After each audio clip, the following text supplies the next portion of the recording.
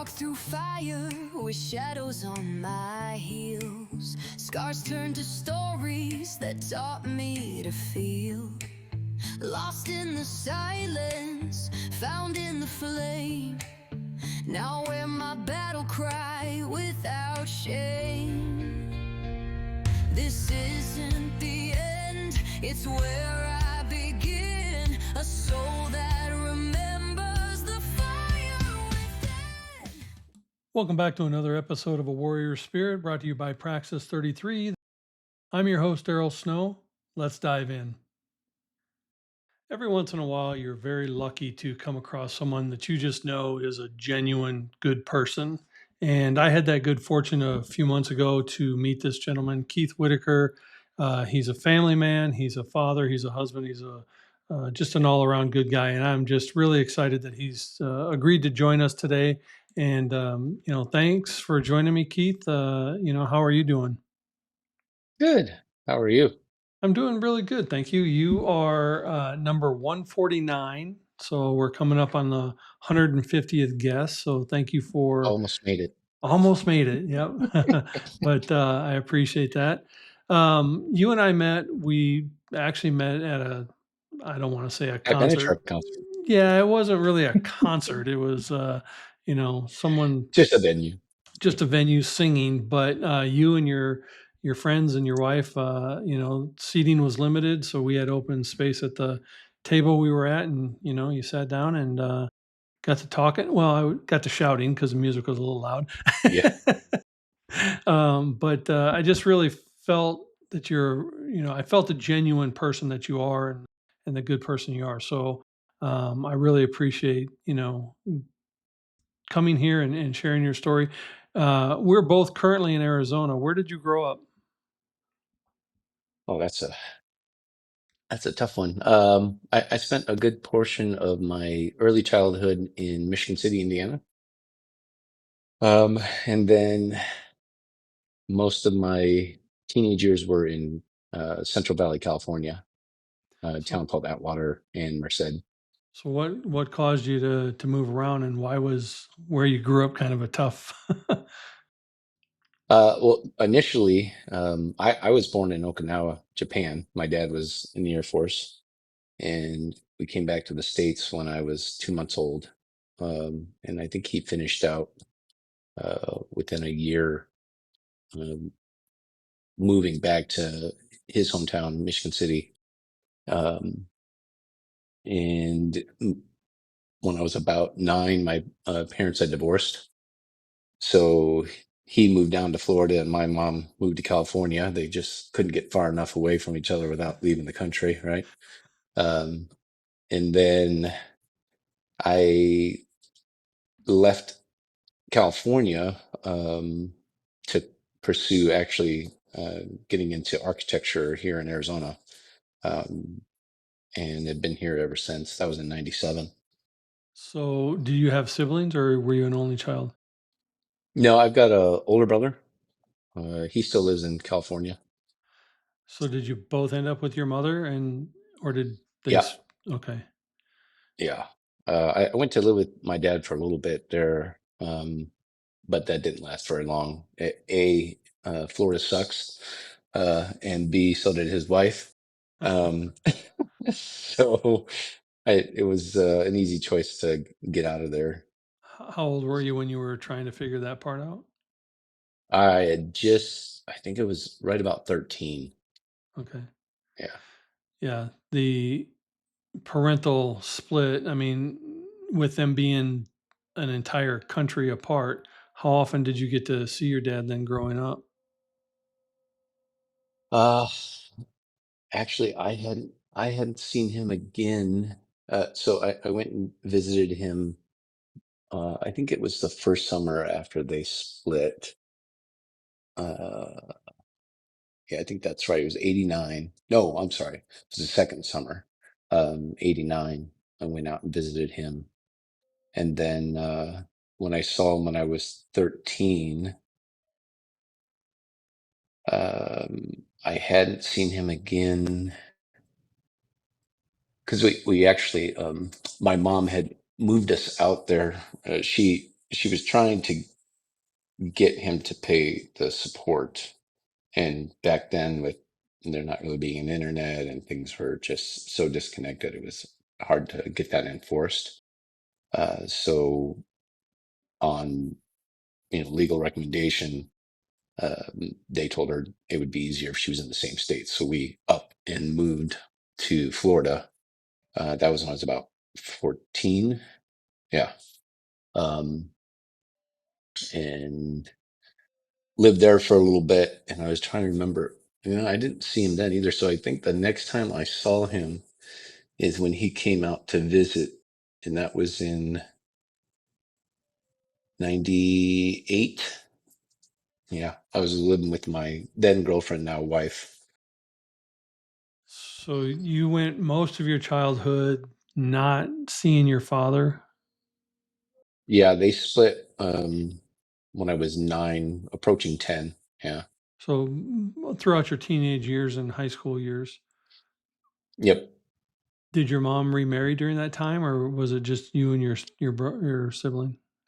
No, she didn't remarry till 94. So it was, I mean, at that point, I wasn't even uh, living with her. I've been living on my own since I was 15. So let's explore that for a second, because 15-year-olds don't typically start living on their own. What uh, what precipitated the need?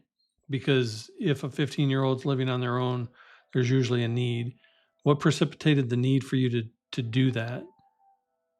Well, she had met, she started working for um, this business owner in Merced, Gottschalk Music Center. And her and the owner started dating.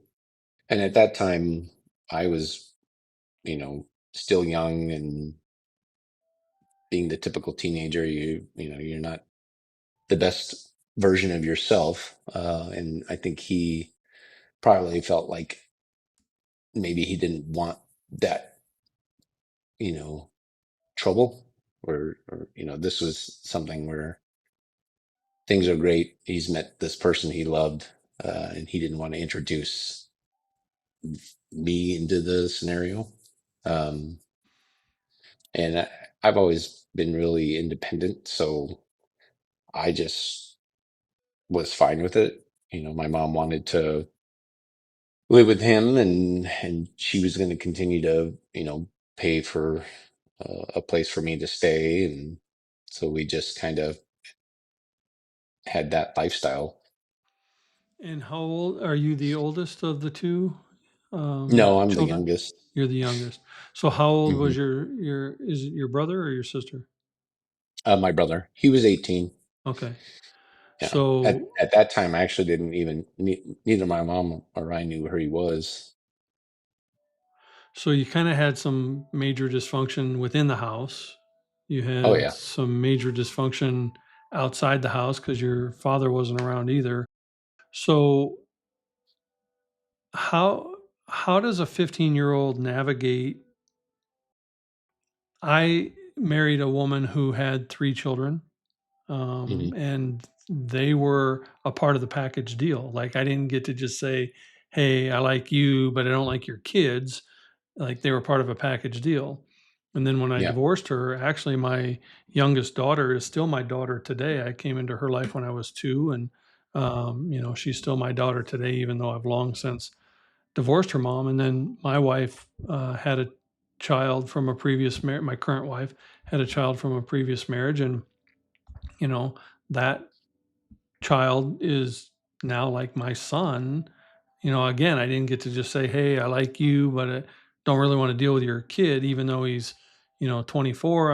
He's old enough to be on his own. I don't need to deal with him. That just never occurred to me. So how does how does a mom say, "I'm not a package deal," and B, how does a young boy navigate that mentality?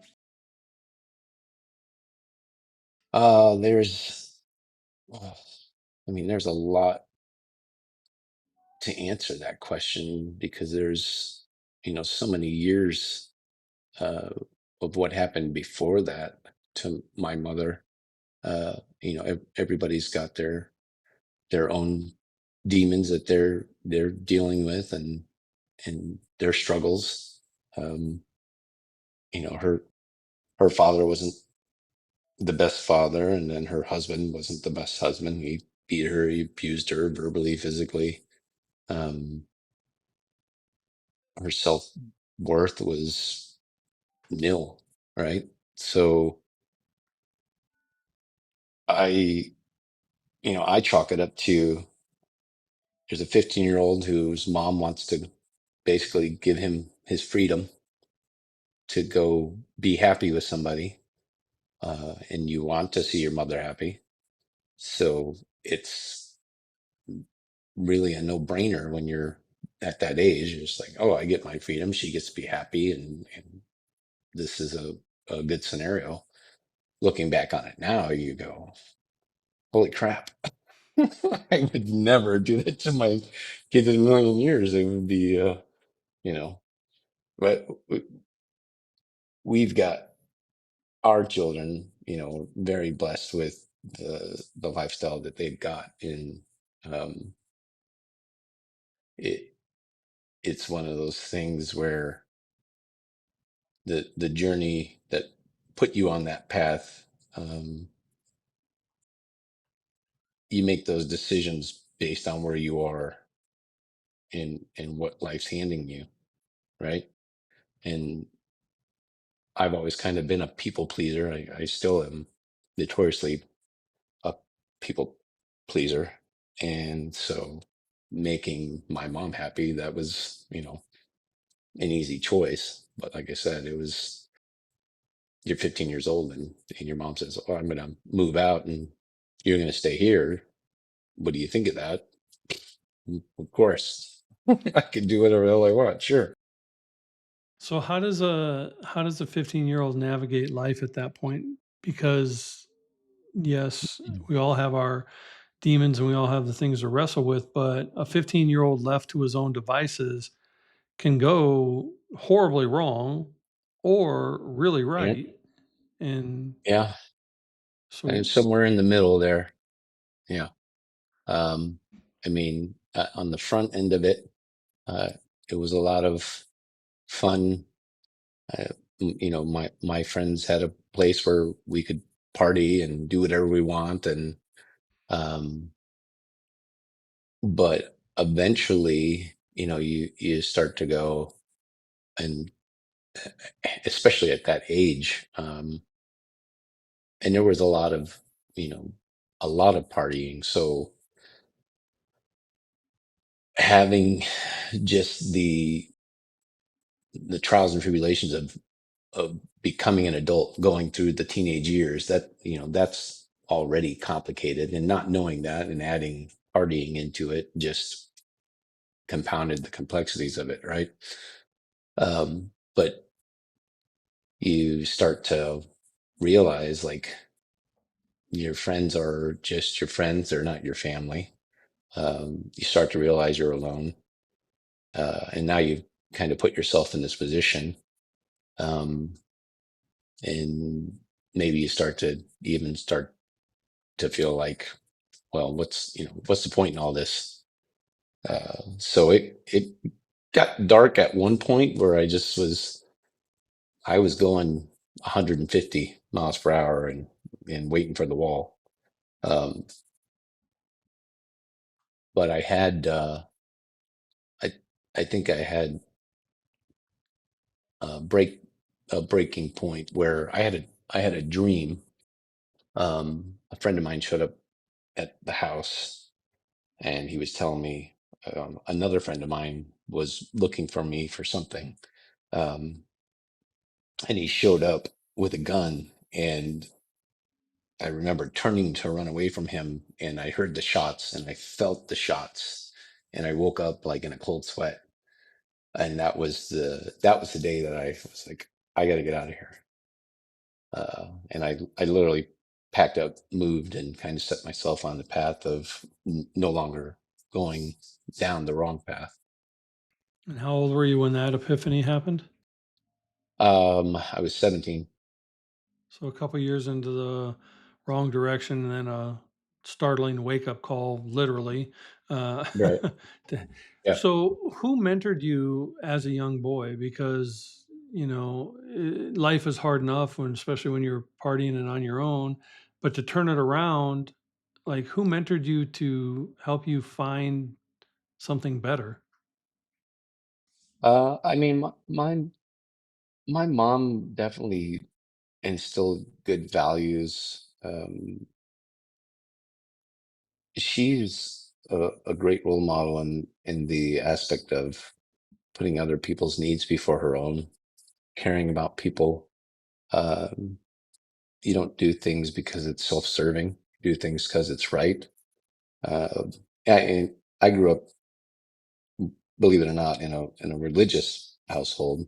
My father being Lutheran and my mom being a Baptist. So there was a lot of, you know, biblical reasonings of what's right and what's wrong and damnation and all that stuff. And I don't know if that ever really weighed on me. I don't know that I ever really believed in eternal damnation. I mean, that's an argument my mother and I had one time that, I told her I didn't believe in hell. And, she told me she'd pray for me. And I said, well, I don't need you to pray for me. I just believe that's in the cards. Um, so remind me of your question. I think I got a I was little just lost along the trying way to, there. no, that's okay. I was just trying to figure out who mentored you into a better path. Oh, And, I mean, there's definitely a lot of her, um, but I've always kind of, I don't know, I've always just kind of had an inner voice that has told me that I wanted to be good, right? I hope everybody has that, yeah, right from wrong is, should be innate. It's not right? always. But when you grow up in tumultuous lives like you and I both experienced, mom was, someone that took her anger out on my sister and I, and we had a tumultuous upbringing, but we don't tend to think of the tumultuous nature as being, an outlet for the goodness. We tend to, find it either destroys us or it builds us. And for you, it sounds like it built you into a better person. Can I ask you? You said you were born in Okinawa. Is your mother Japanese? No, no, Okay. they were just stationed there. Yeah. Okay. So you didn't have the culture of the Japanese culture growing up either. No, I would have liked to. Yeah, that would have been great. Yeah. So as a teenager, what became your aspiration? What did you want out of life coming from where you were? I, I've always been an artist. I've always just loved to be able to take something from nothing and make it beautiful, make it something else.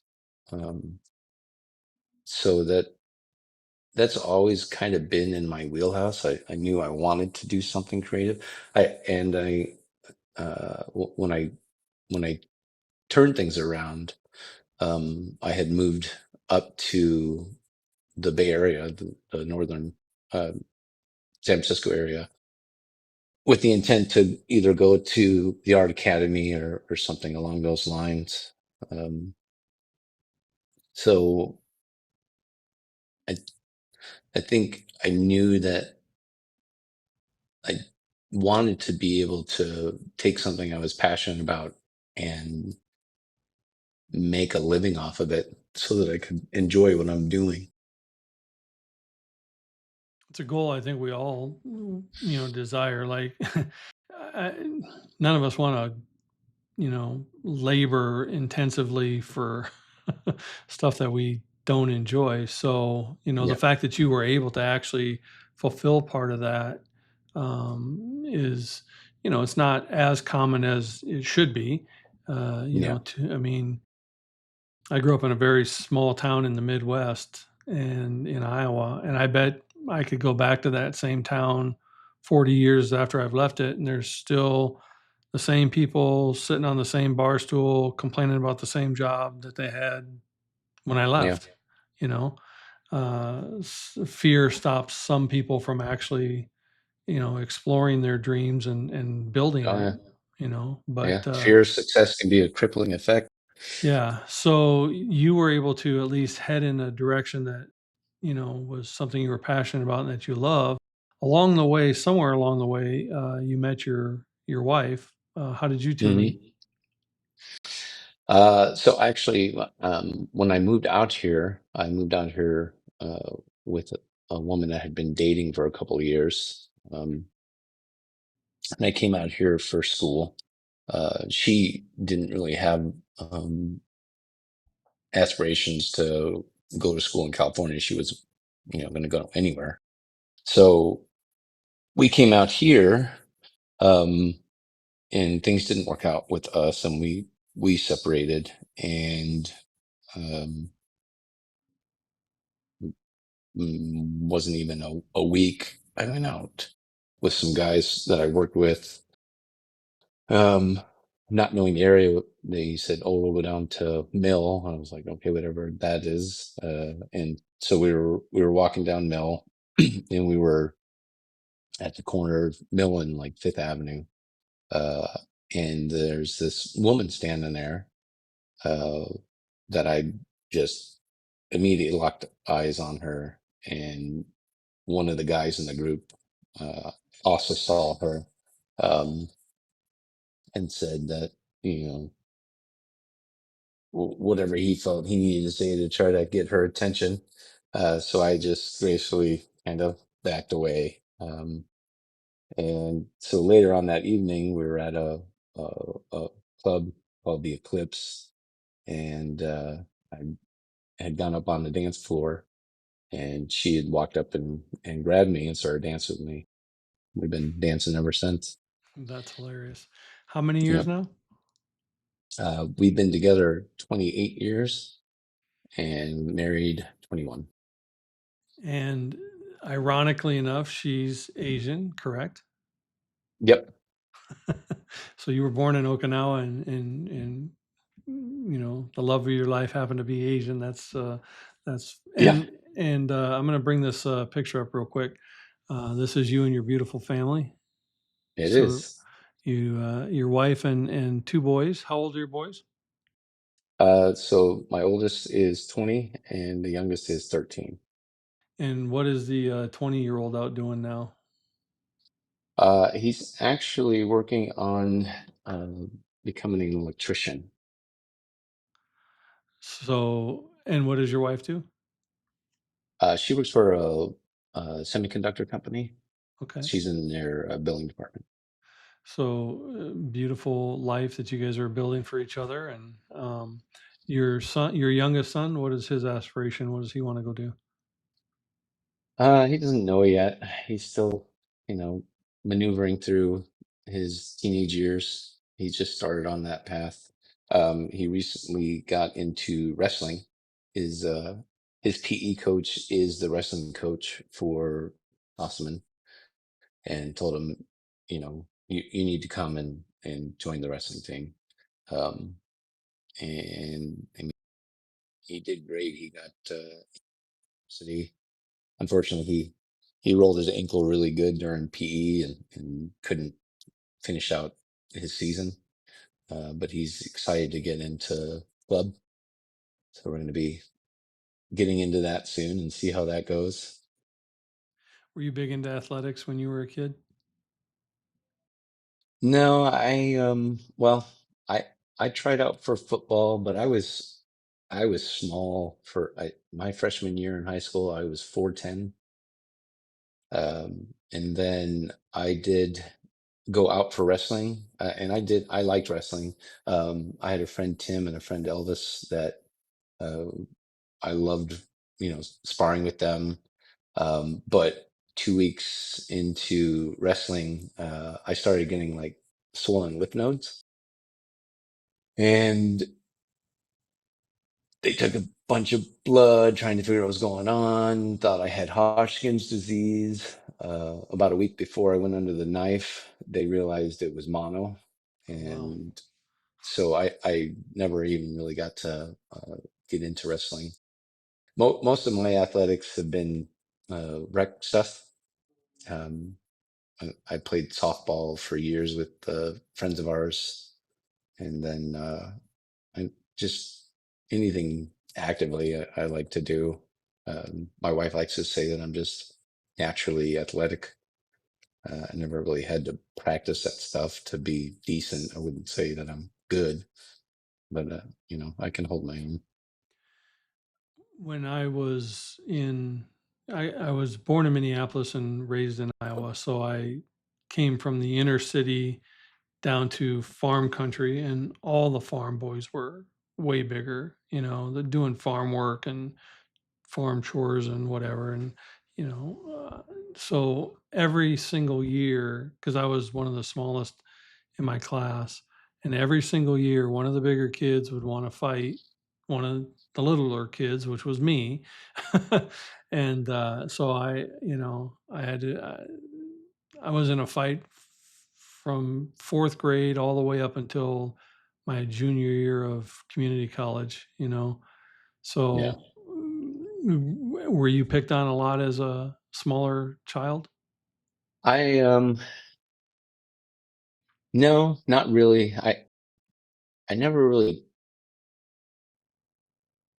tolerated it, and you know, I wasn't afraid of people. And when I got into high school, um, my brother, who he's got a long history of bad choices. Him and a friend of his one day were throwing fireworks at these girls. I remember this day vividly. Um, because I stayed home from school sick, and I remember it was about time that high school uh, was releasing, and my brother would be home soon. So I was like going to pretend I was asleep.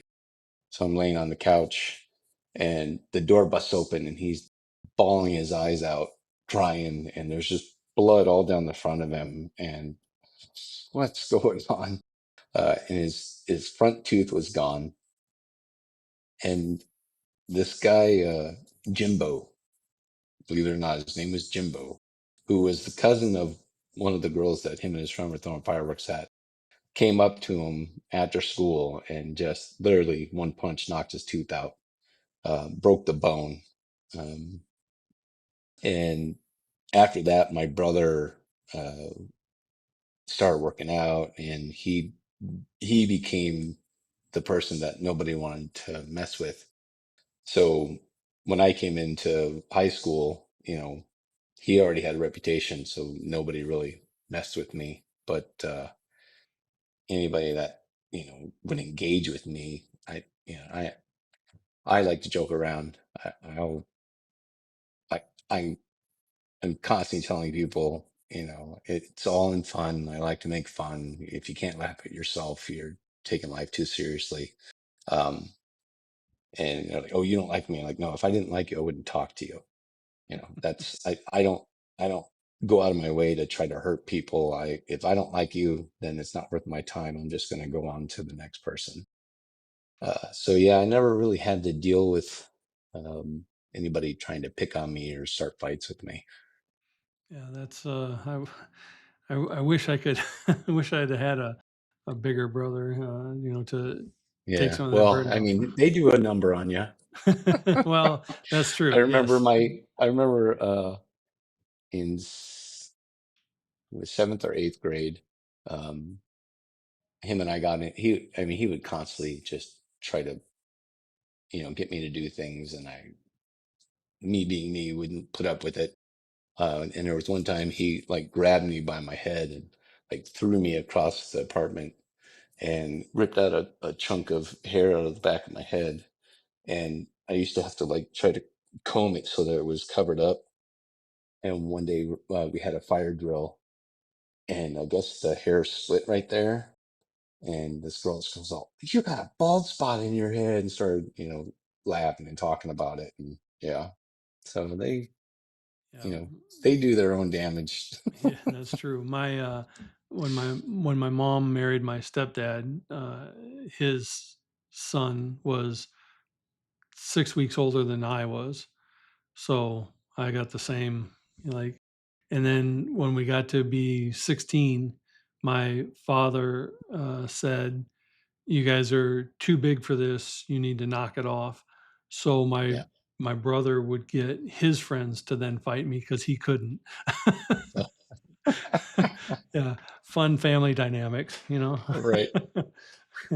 I mean, I had a couple instances where, people try to start stuff, and I had one kid that punched me in the face, and I just kind of laughed at him because I was like, my brother hits way harder than that.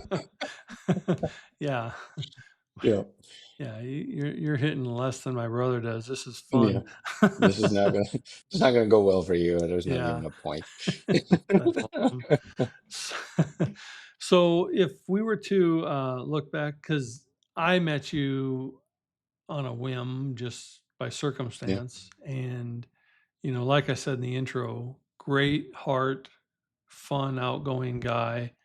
Really um, could tell you're the genuine person, that you are and that you've spoke about, on today. But if somebody were to who knew you back when, um, who's Keith today versus who Keith was at that 15-year-old first on his own?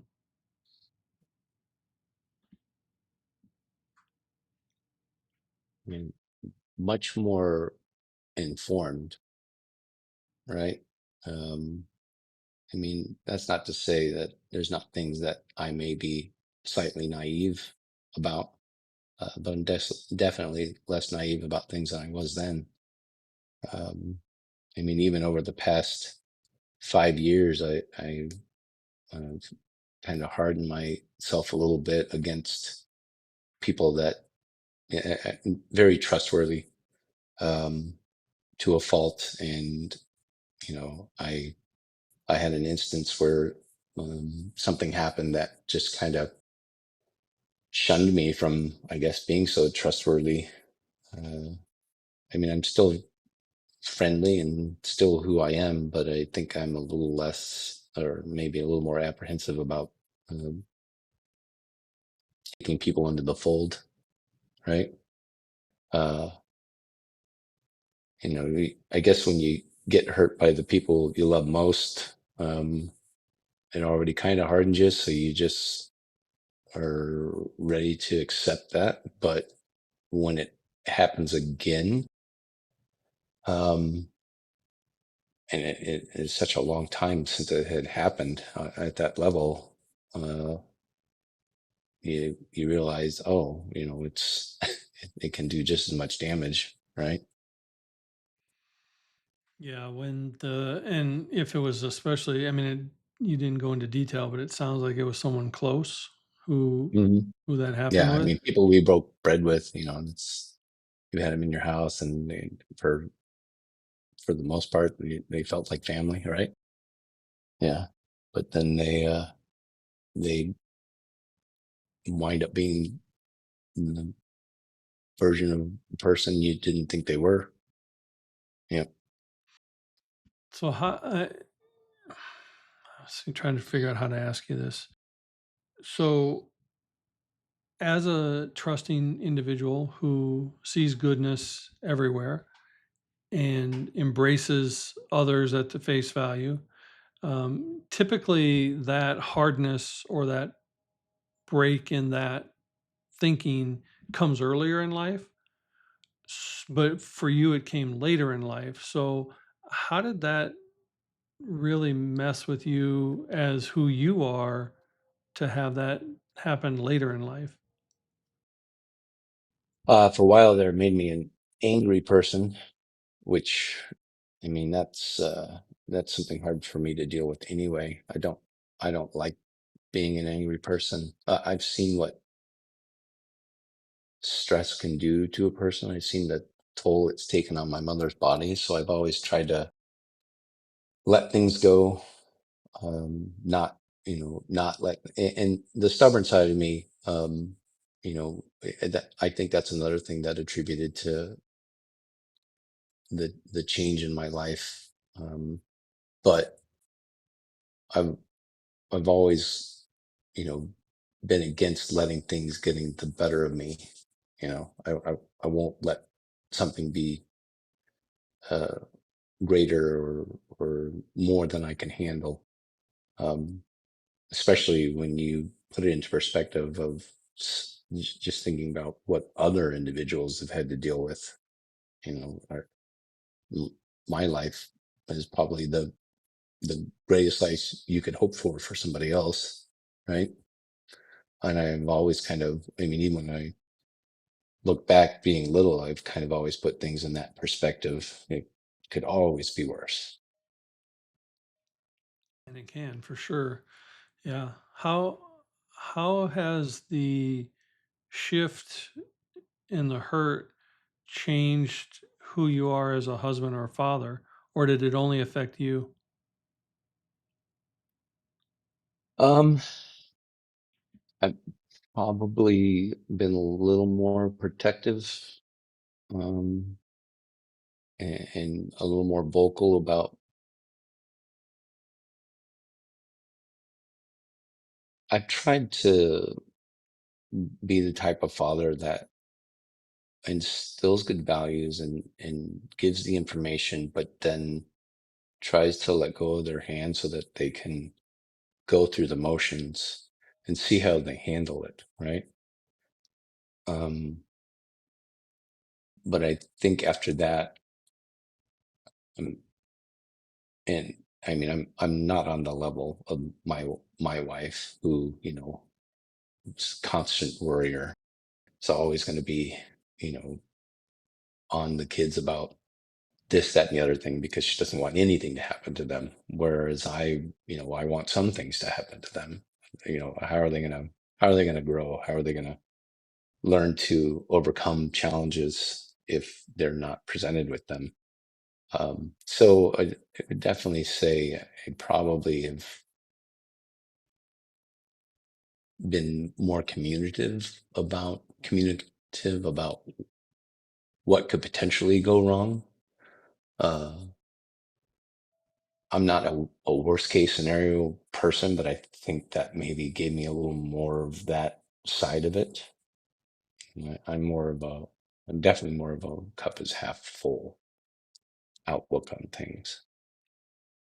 It's interesting because I speak to a lot of people and, from various walks of life, and mothers, for whatever reason, not painting with a broad general brush, but for the most part, mothers seem to worry more and want to protect more, and Mhm. fathers are more like, figure it out. Here's the scenario, figure it out, right?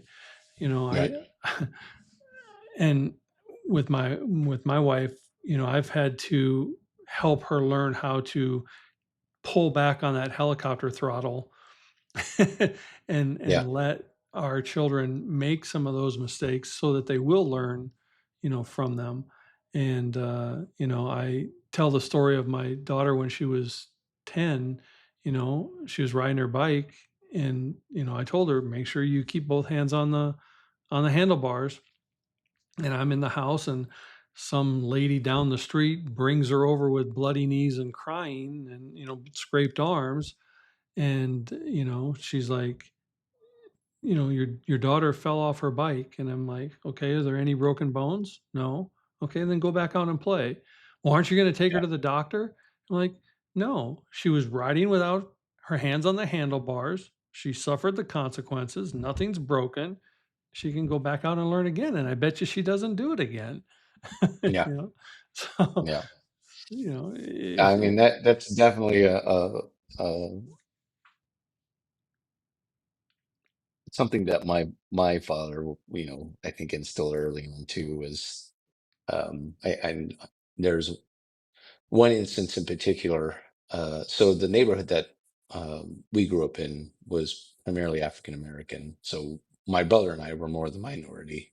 Um, but him and I both loved to dance. And so that was when break dancing was a big thing. Hmm. And we were outside break dancing, practicing like the handstand and the egg roll and things like that. And a bunch of guys, stopped by the house and just started instigating a fight with us.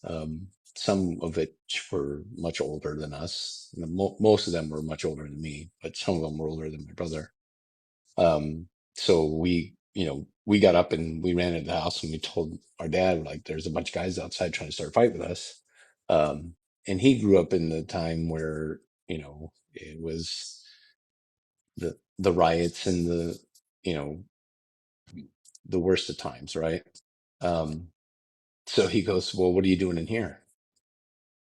And he sent us back outside. Now he walked out with us and stood there.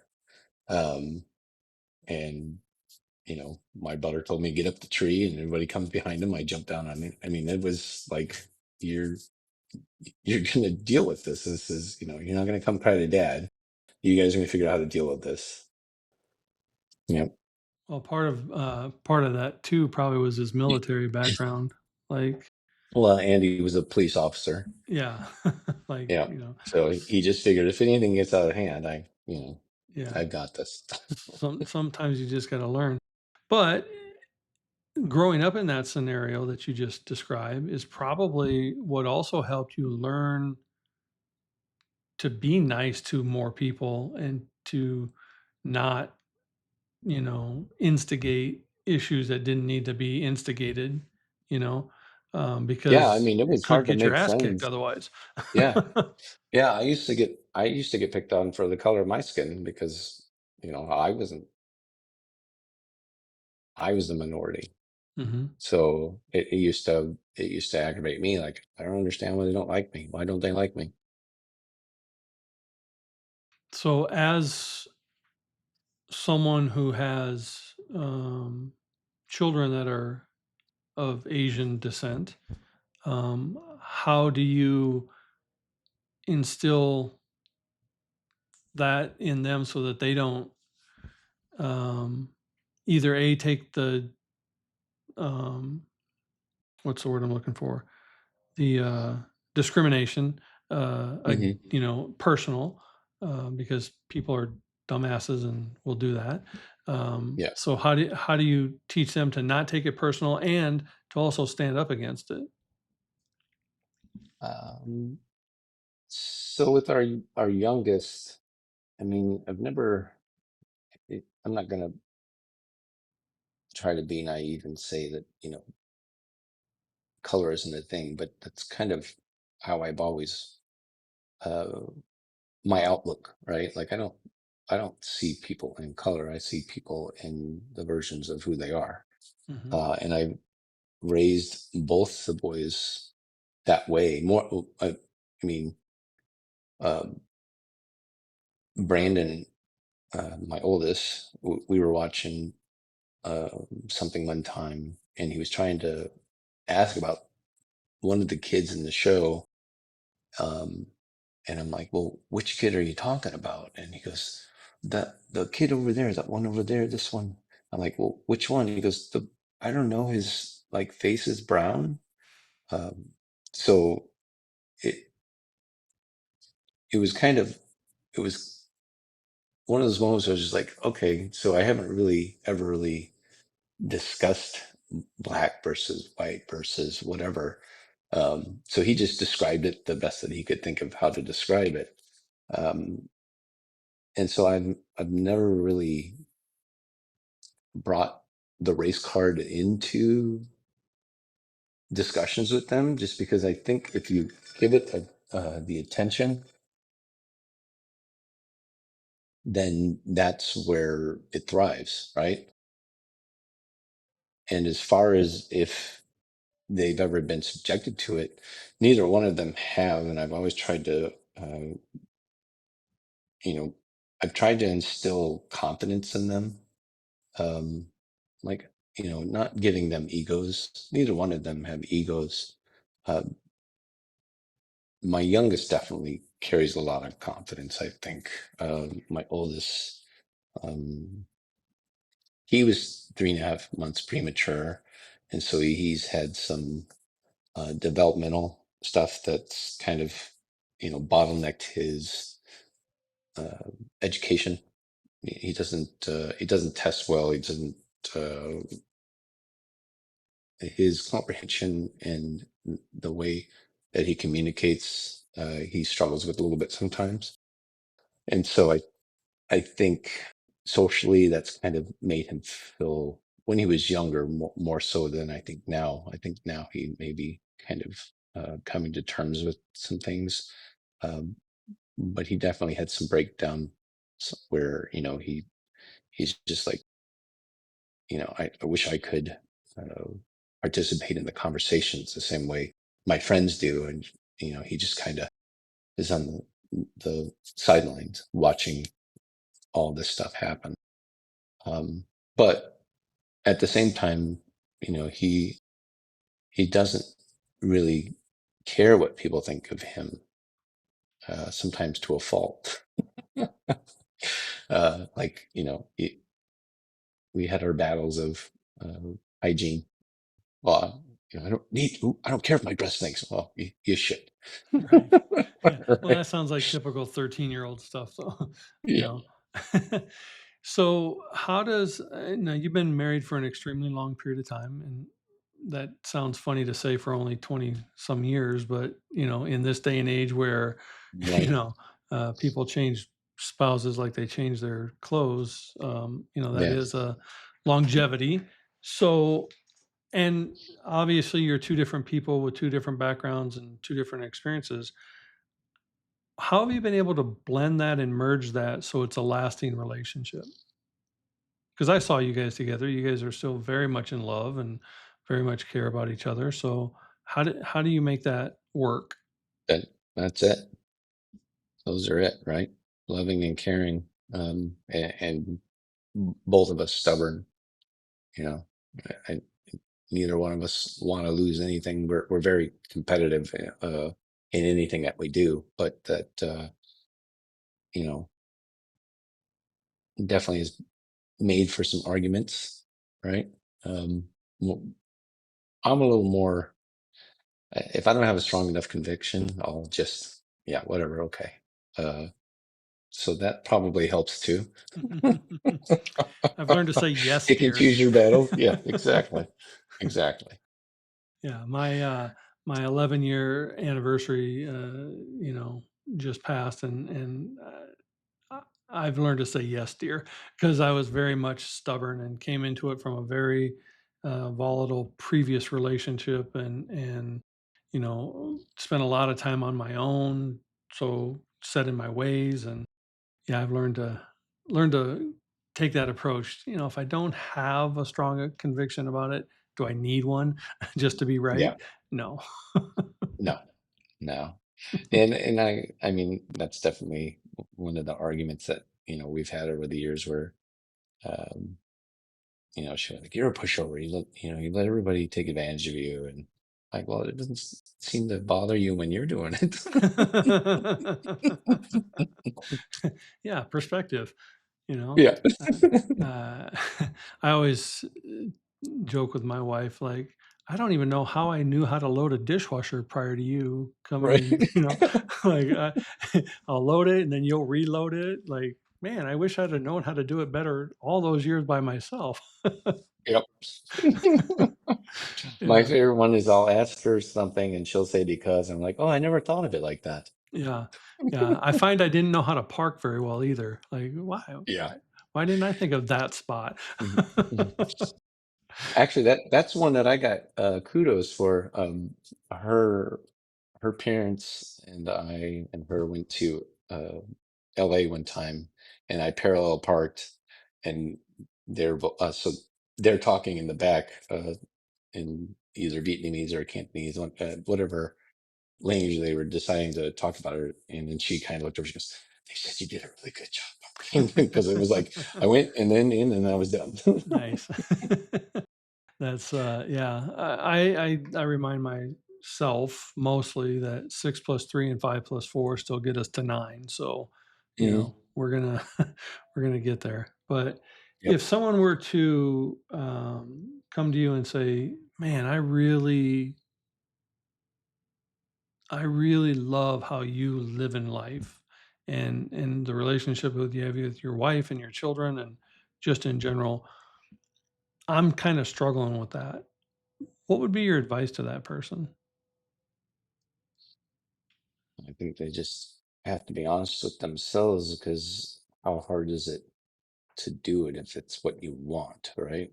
So if you're struggling with it, then you're struggling maybe with what you really want, or if it's not them, then maybe it's not what the other person wants, and that's a conversation to be had as well. Hmm.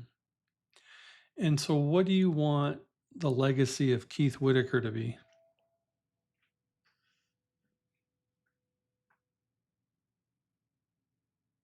Ooh, I've never really thought about that. It's just kind of been taking it each day as it comes.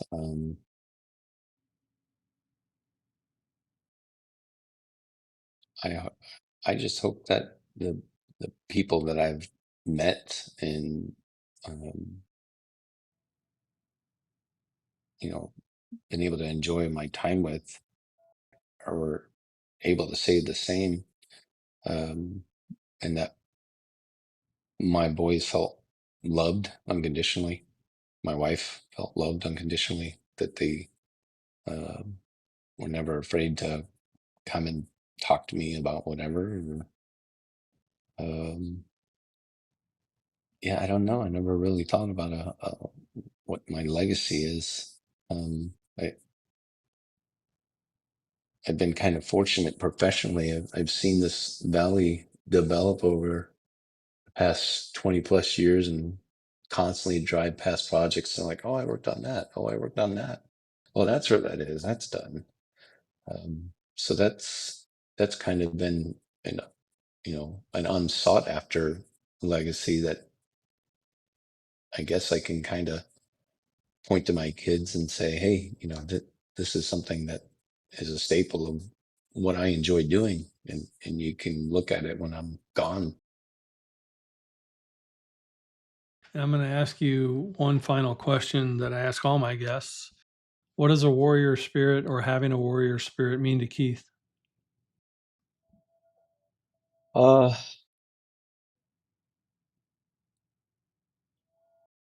I think just overcoming what life comes at you. Don't let it get the better of you. I mean, you'll come out better for it.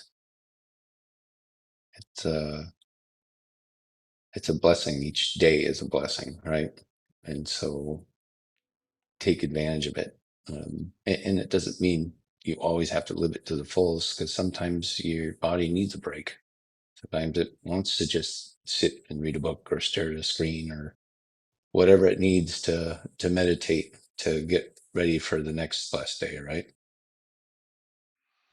Well, I am glad that you have blessed me with, your not only your time, but someone that I look forward to calling to a friend and getting to know you and your wife a lot better. And hopefully we can do this again when we're not having to shout over some event. Yeah, exactly. Yeah. And there's more shows to be had. Absolutely. We'll get out there. I love it. Well, I appreciate your time today, and may you and your wife and your family continue to be blessed. So, thank you. Well, thank you for the opportunity to do this. This was fun. I appreciate it. And if you'd like to get in contact with Keith, you can do so on Facebook at K Whitvan.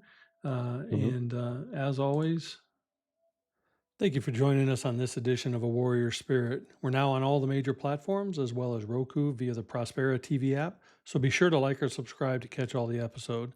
And as always, the journey is sacred, the warrior is you, so remember to be inspired, be empowered, and embrace the spirit of the warrior within. It's not just about the fight, it's how we rise from it.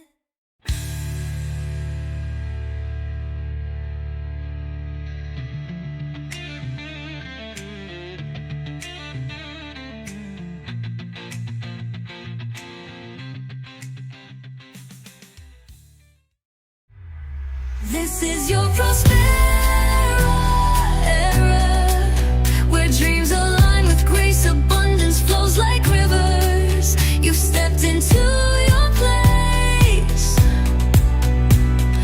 Rise, reign, and remember, you were born to shine.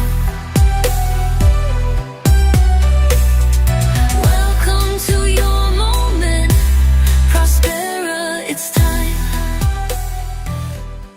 We hope you enjoyed today's show on Prospera TV Network. Make it a point to visit us on YouTube and catch all your favorite shows anytime you want. Interested in hosting a show of your own? Or advertising your business on our network? Contact Elena Rodriguez.